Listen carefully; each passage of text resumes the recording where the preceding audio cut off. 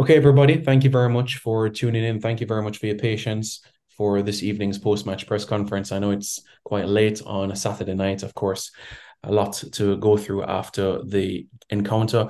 We are joined by the head coach of the Reggae Boyz, Coach Heimer Hallgrimsson, and also another part of the coaching staff, former national player as well, Altamont Freddie Butler as well. Before we open the questions, Coach Butler, Freddie, let me start with you. Your thoughts about the performance and what this entire camp has been the last few days with the entire group.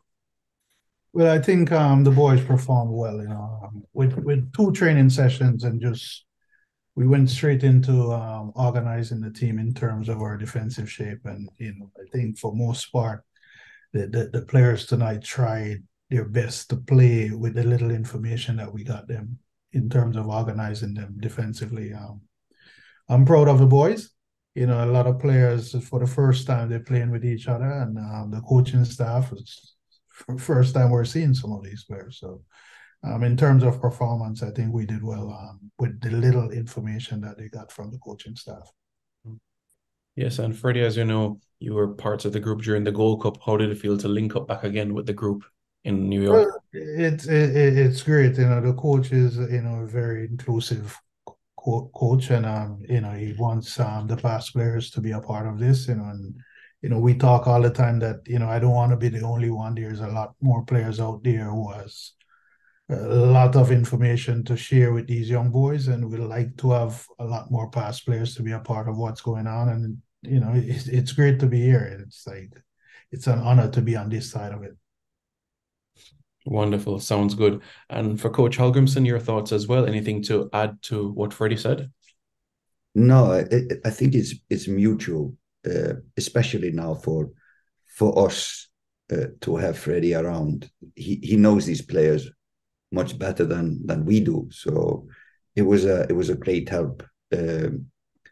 Not only knowing kind of their quality on the pitch, but he knows them as persons much better than us. So we used him to communicate because Freddie has been with us in the Gold Cup, so he knows what we want. So he has been a huge help in this camp. Uh, uh, about the game, I agree with what Freddie said. It was maybe not the most kind of exciting match. There was not a lot of goal scoring chances, and I think we need to give our players credit for that because Guatemala is they're a quick team. They are good in counter pressing, and we know it from the Gold Cup. We struggled a lot against them with their high intensity football. So yeah, we can be quite happy, even though we didn't create a lot of goal scoring chances ourselves.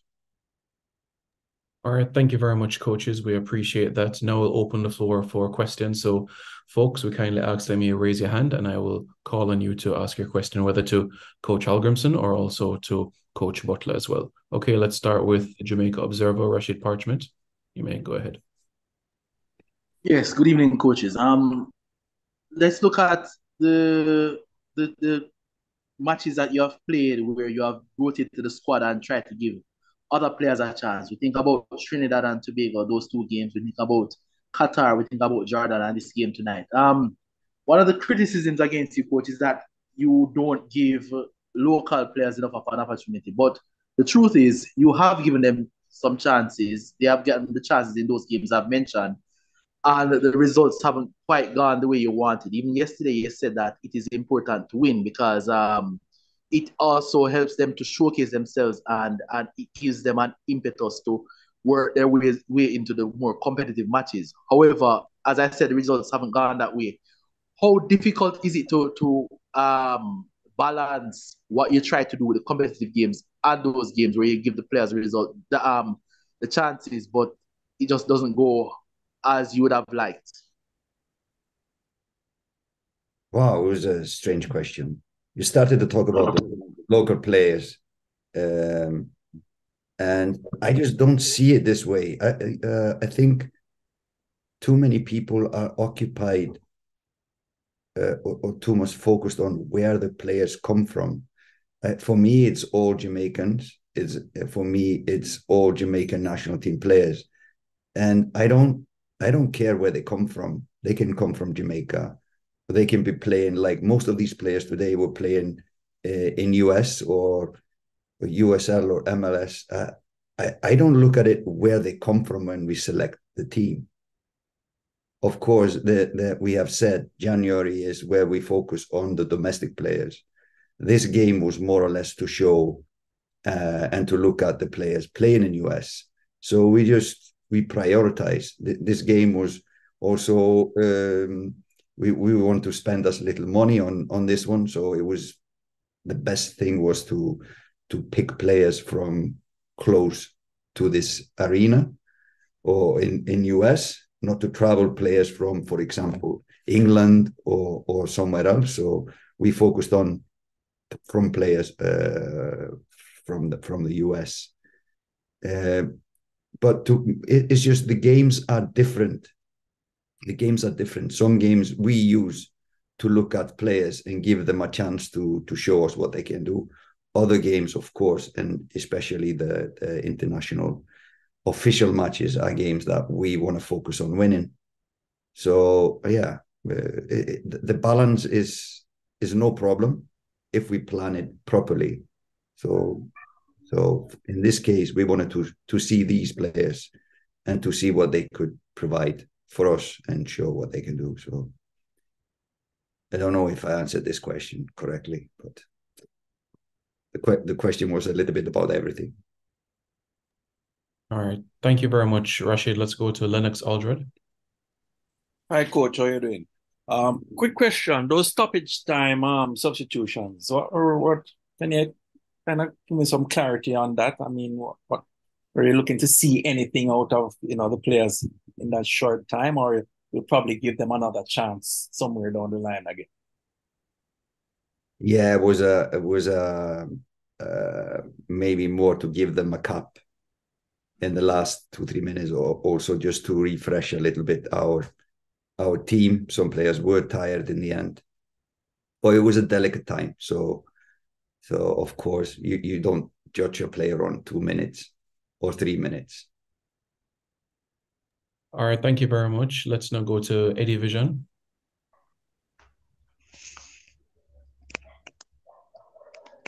Eddie, you can go ahead.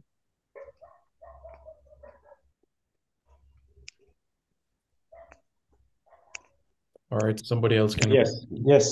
Go ahead. Sorry about that. Can you hear me? Yes, go ahead, Eddie. Yeah. Congrats, coach, on getting a result. We noticed that you played 4 players from the switchback team. Considering it was a makeshift team overall, was it always a plan to play those 4 players, considering that they play together in the USL? No, not really. Not really.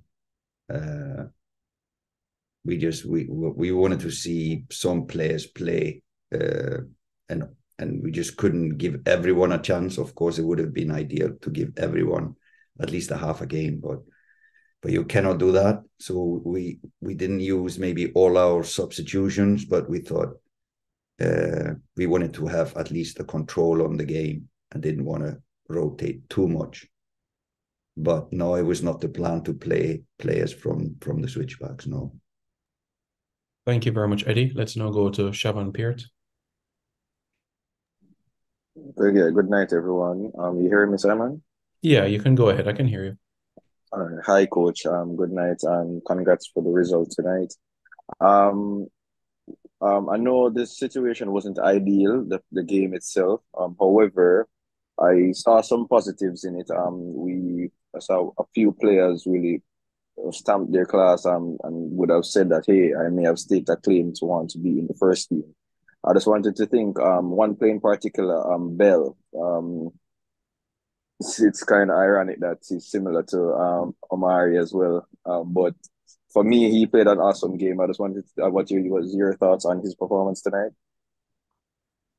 Yeah, I thought he played well. This is the first time we have him in our camp. I think this was his first national team call-up. And considering that, yeah, he did well. That was one position that we were in doubt if we should start with Rochester or start with him. So we decided before the game that they would get 45 minutes each. And that was kind of, didn't matter how they performed, because we were excited to see both of them. Maybe Freddie, if you would talk about him more, so I involve you in the talk.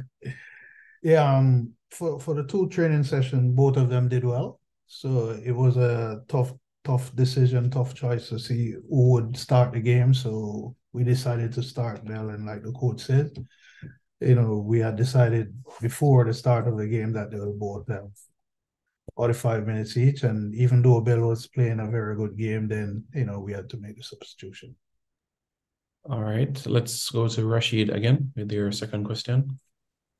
Yeah, this question is for Freddie. As a former striker yourself, what kind of messages do you send to the strikers up front about their composure in front of goal, not lashing the shots and knowing when to pull the trigger? As a coach, what kind of messages do you send them? Funny, we did a bit of finishing yesterday, but goals are hard to come by, so we just have to be a little bit more composed around the box and just relax and just remember that the target never move, and then just try to put the ball in the net. All right, do we have any more questions within the chat? Please indicate. We can accommodate one more this evening. It's an early flight for the staff and also players as well tomorrow. Some en route back to the island, so we can accommodate one more question if we have. If not, then that will conclude. Yes, go ahead. We'll take one from Eddie. We'll take one more from Eddie Vision.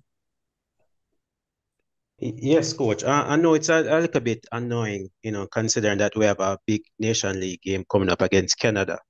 But was this game planned? Not by the coaching staff. No, it was a decision to play this game. That was taken from the federation more than from us, a request. And so we have planned the year, and we want to spend January to focus on these players, the fringe players, the young players, the domestic players. So we want to, because it's kind of unfair as well when players are trying to prove a point that they should play in the national team, to only give them two trainings and one match. So you want to spend more time on the pitch and give them more playing time when you are looking at players and giving them a chance. So it was good. It was good to get to know them. There was some really good characters, good guys in general. So we know more about them. That is a good thing. But considering the importance of the Canadian matches, I think this was a focused distraction for us, the staff, the coaches, when we should be focusing fully on these two important Canada matches. So it was not our favorite to play this at this time. But then again, when we go again in January, we know a little bit more about these players. So in the end, it's a good thing that we did it. Even though I think always that we should, when we have important matches, we should put full focus on that one. All right. Thank you very much, Eddie. Thank you very much, everybody in the chat. We appreciate it. And thank you for your patience as well for this evening's post-match press conference. Tomorrow, being Sunday, that's when the squad for the Canada games will be announced. So stay tuned for further updates on that and when it'll be announced. So have a pleasant evening, everybody, and we'll be in touch for more updates.